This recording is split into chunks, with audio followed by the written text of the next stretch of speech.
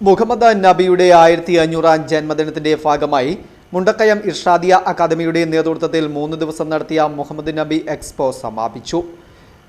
3 ദിവസങ്ങളിലായി നടന്ന പരിപാടിയിൽ മത രാഷ്ട്രീയ നേതാക്കൾ പങ്കെടുത്തു.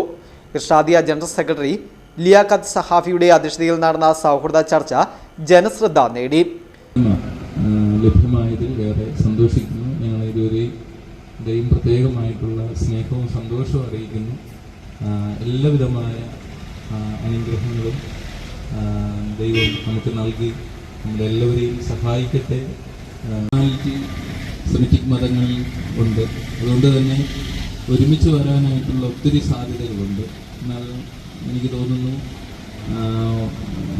വിഭിന്നങ്ങളായ അനുഭവങ്ങളെക്കാൾ ഒത്തിരിയധികം ഒരുമിച്ച് വരാവുന്ന ഒത്തിരി സന്ദേശങ്ങൾ ഈ നമ്മുടെ പ്രത്യേകിച്ച് നമ്മുടെ മതങ്ങൾ മുന്നിൽ പറയുന്നത് ദൈവസ്നേഹത്തെക്കുറിച്ചാണ്.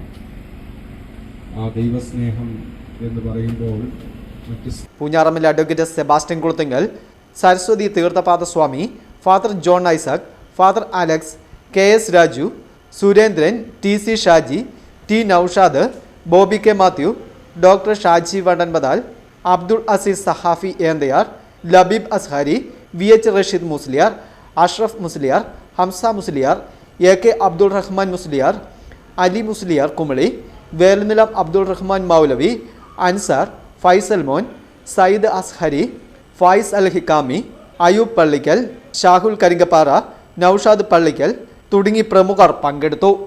Festoon news, Mundakayam.